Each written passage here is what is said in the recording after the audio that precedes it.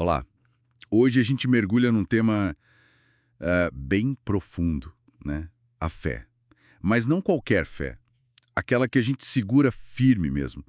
Quando, sei lá, a lógica diz não e as coisas em volta parecem gritar o contrário. É isso aí. A nossa conversa parte de um material bem interessante, um devocional que usa Hebreus 11, verso 1 como ponto de partida, sabe? Ora, a fé é a certeza daquilo que esperamos e a prova das coisas que não vemos. Exato. E essa definição, nossa, é a base de tudo, né? Pois é. E o desafio aqui é tentar entender como essa convicção no que a gente não vê, como isso funciona na vida real, sabe? Usando os exemplos que o próprio texto traz, ok? Vamos tentar desempacotar isso? Vamos sim. E o fascinante pra mim é como essa definição de Hebreus tão antiga continua tão viva, tão relevante hoje.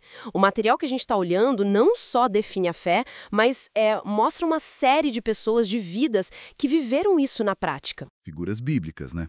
Figuras bíblicas, sim. Pessoas que, segundo essa fonte, não só acreditaram, mas agiram, sabe? Tomaram decisões baseadas nessa confiança no invisível. E esses exemplos são fortes mesmo. O devocional parece que destaca alguns, né? Pega Abraão, por exemplo. Não é só a história do filho na velhice. Não mesmo. A fonte parece que foca na fé dele como uma esperança ativa, mesmo contra a biologia, né? Uma aposta total na promessa de Deus quando tudo em volta dizia impossível. É quase uma fé que, tipo, reescreve o que é realista. Perfeito.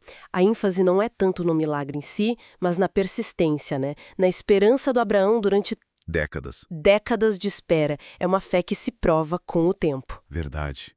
Uma fé paciente. E tem Moisés também, outra figura que a fonte explora. É interessante como ele é apresentado. Não só como o herói relutante, mas como alguém que, mesmo se sentindo totalmente incapaz, né, aquele quem sou eu para ir falar com o faraó, Clássico. mesmo assim, ele escolhe confiar mais na voz que o chamou do que na própria insegurança. A fé ali é vista como essa ponte entre a nossa limitação e o poder de quem nos envia, sabe? Gostei dessa imagem da ponte. E é interessante isso, né?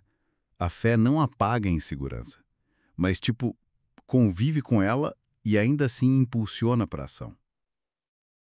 Isso me faz pensar em Jó, que a fonte também cita.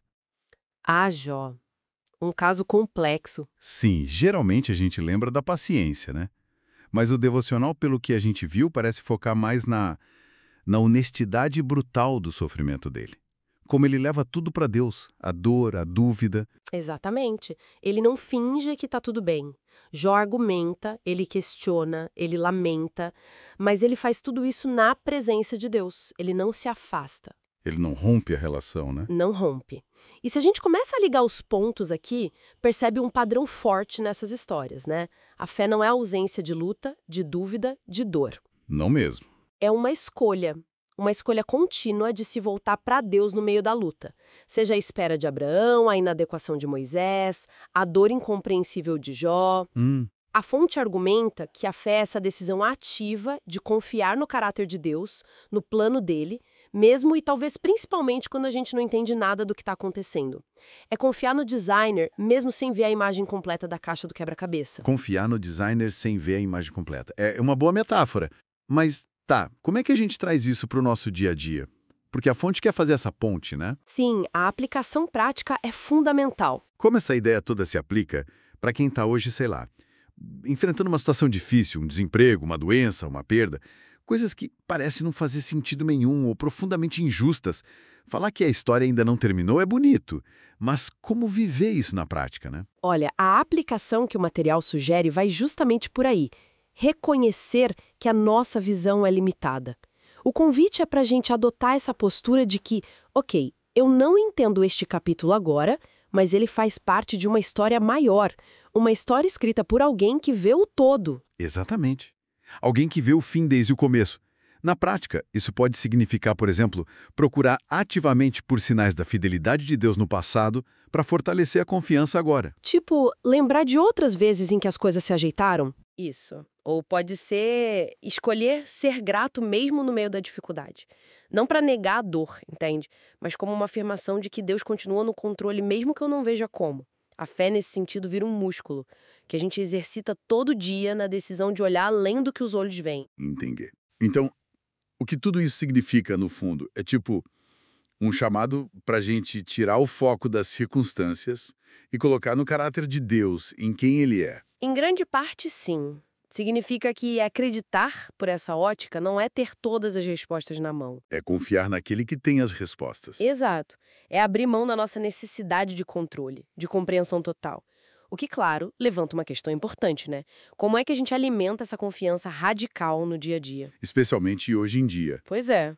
Numa cultura que valoriza tanto a certeza, a prova, o que a gente pode tocar, como cultivar essa visão do invisível? Essa é a grande questão mesmo. E talvez seja o ponto central para a gente pensar que a fonte meio que deixa no ar, né?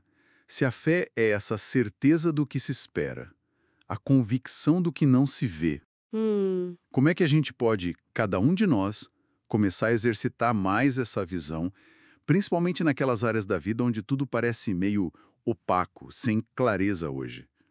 Como a gente se ancora nessa confiança de que a nossa história pessoal, com os capítulos difíceis e tudo, ainda está sendo escrita e tem um propósito, mesmo que escondido por agora? Uma pergunta poderosa para a gente levar. Fica aí a provocação para nossa reflexão.